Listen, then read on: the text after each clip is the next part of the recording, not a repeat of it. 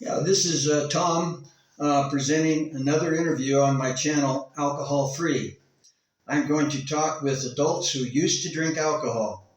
Many of them also used drugs and smoked cigarettes. The whole purpose of the interview is to discuss what their lifestyle of alcohol use was like. These people are now sober. Our hope is that young men and women who are considering drinking or have already started using alcohol will listen and learn about the realities of alcohol.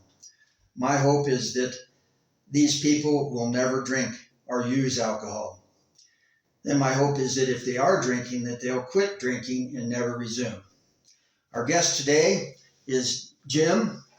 And how are you doing today, Jim? I'm doing good. How are you, Tom? I'm doing good. He's a good friend of mine, and I've known him for many, many years. So I know that you don't drink alcohol. Why is that? I don't drink alcohol because I believe I'm allergic to it. Mm-hmm. And what I mean when I say that is once I start, I'm not able to stop. Yeah, that's a good reason. So you might get into trouble because of that.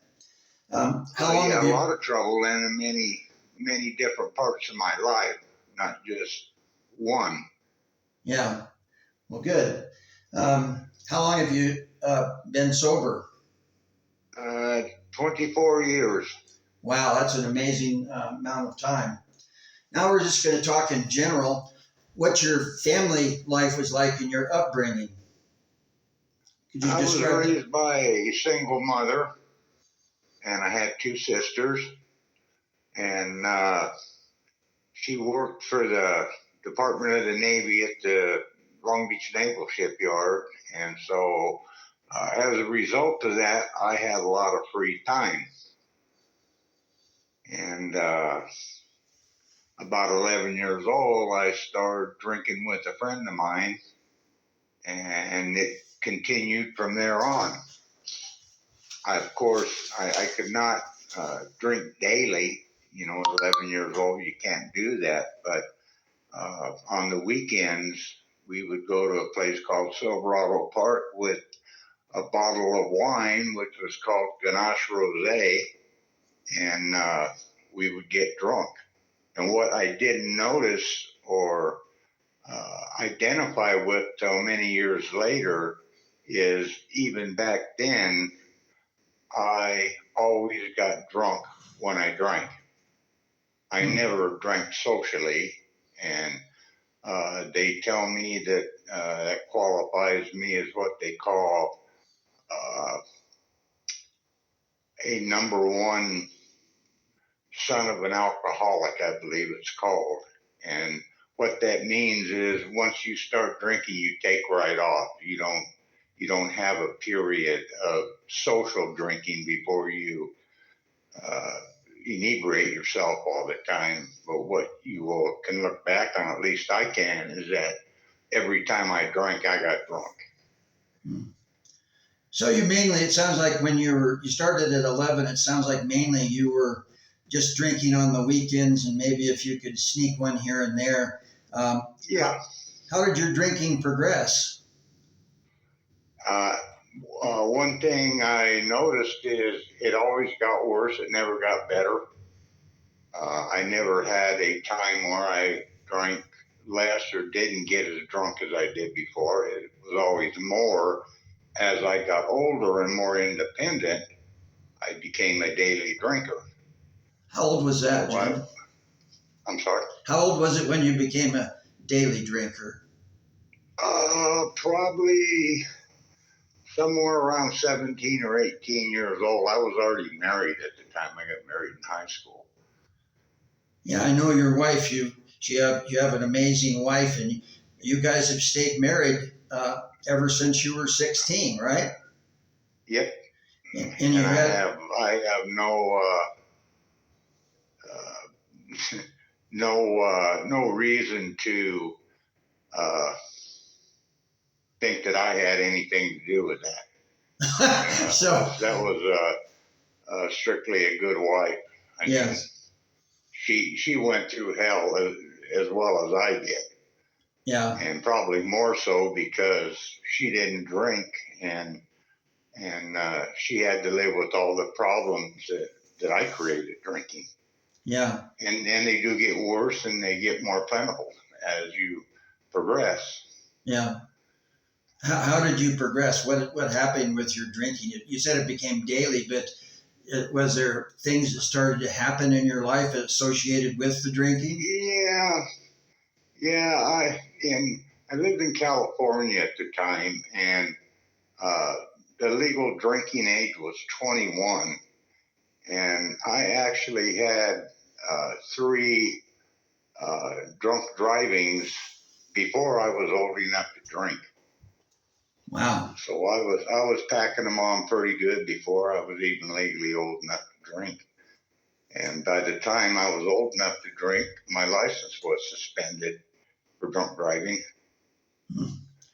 Did you have any more DUIs the rest of Oh your? yeah, Oh, yeah. Probably in my life, I've had six. wow. And did you have good times while you were drinking? I'm sorry. Did you have good times while you were drinking, Jim? Well, you know what I thought were in the early days there were more good times, and I noticed a lot of times I would get drunk and I would think I was having a good time when I really wasn't, and of course the price you pay from thinking you had fun is not worth it. Yeah. Did you have blackouts when you were drinking? I did. How frequent were those?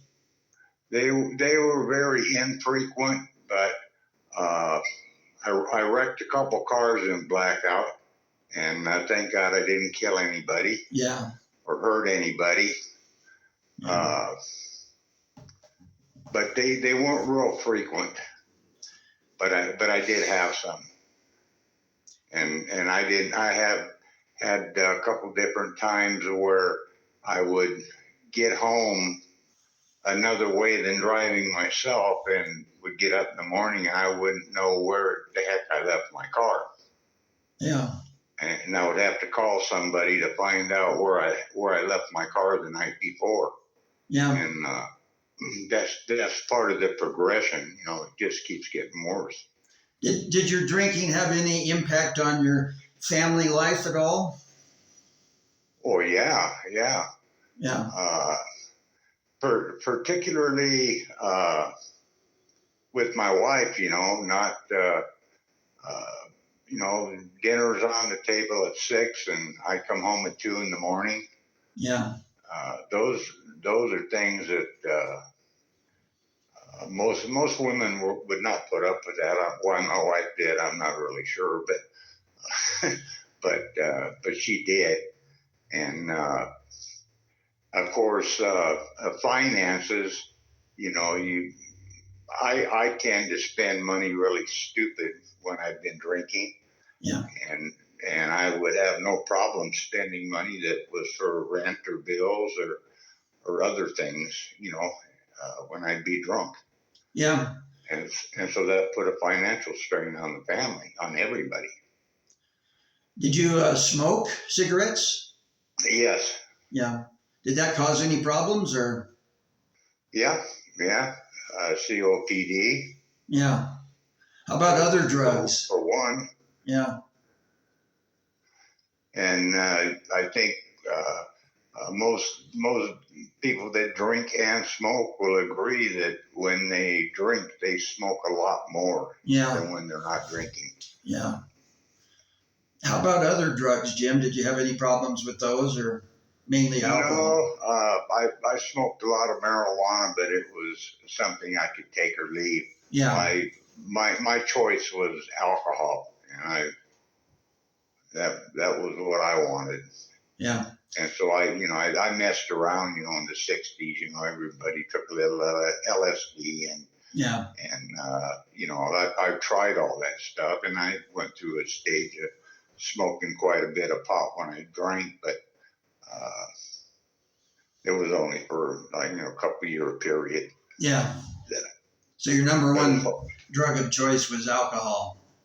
yeah, Yeah, I never got into the hard drugs because at the time alcohol was doing what I wanted it to do, Yeah, and that was change the way I feel about me and you. yeah. And for a while it worked. Okay.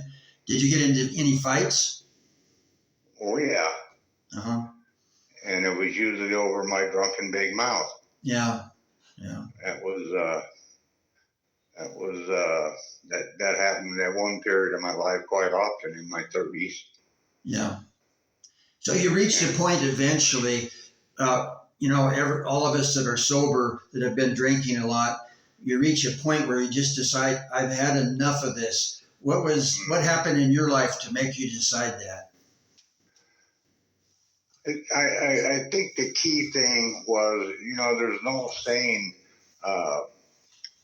being sick and tired of being sick and tired, and that's actually where I was, where the alcohol, uh, you know, for a long time, the first couple drinks, I felt pretty good, and then after that, of course, downhill, and I got to where uh, the first couple didn't do any good either. I was going downhill, and there was no coming back up if Yeah, I didn't stop, and I knew that. yeah. Now, Jim, I know that you have a tremendous love for children. You have children of your own that have grown up very successfully, and I know you're a tremendous baseball coach. I've heard, and I know that you really care about growing men and women. What words of wisdom would you have to share with young men and women if they're thinking of using alcohol? I think the first thing I would tell them is if you don't pick up the first one, you're not going to get in trouble. But however, I spent 2 years at our juvenile hall here every Thursday in Jackson County, working with the kids there, and it was my experience that I don't think any of them left there and didn't drink or use again. But I do think that down the road, uh, as they start their suffering, they'll remember some of the things that were said in our meetings there, and that may help them stop a little sooner than what they would have. Yeah, you planted But seeds. I guess the probably the biggest thing is a little thing I go by is uh, my trust in God is you have to have something in your life that's more powerful than you are, uh, or you're probably not going to make it once you get started. I mean, Yeah. I see that as the only way out to begin with, and that would be the biggest thing I would probably tell them, other than don't pick the first one up.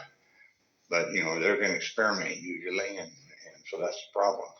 Yeah, yeah. I've watched you and how you've lived your life and how you've communicated to kids and to other adults and stuff, and I've always been in awe of that. And I've been a little envious of you and your wife. I know that you're a gourmet chef and have taught her everything about cooking, but it sounds like it sounds like. Um, she really, really helped you in your guys' marriage, and you've been married an Oh awful yeah, long time. yeah. Without her support, I don't think I'd ever made it. That's for sure. Yeah, and another thing that I've noticed about you is that you're a very much, I would say, Jim is a man of God. Now you don't go Okay. spouting the Bible, and you don't go to act like a holy roller, but your actions speak much louder than your words. And I've Yeah, always been that's what it's impressed with supposed that. to be, I believe. Yeah. Do you have any other words of wisdom that you want to impart during the close of this interview? Well, I guess probably one of the most important things for somebody struggling with it is maybe getting help right now is when you're done with your treatment or whatever it is you're doing to get off of drugs and alcohol. Uh, it's probably really going to be pertinent that you work with others when you get clean and sober. And that was a very very important part of my recovery, was being able to help others, and it always kept me sober, whether it kept them sober or not. That's kind of the way that goes. Yeah, I think you and I work with each other, and I've seen you work with many other men, so I know you're living that life. Okay, well, Yes. I've had a wonderful interview with my friend Jim, and I want to thank you, Jim, for sharing your thoughts and experience with alcohol with us. We appreciate your being willing to help other people. We're going to be interviewing other people and encourage our listeners to look for our future interviews. Please be sure to subscribe to my channel, Alcohol Free. If you like the video, give us a thumbs up and leave a comment down below if you can. Thank you very much, Jim, and our listeners, and we'll close with that. Okay, thank you. You're welcome. Bye. Bye.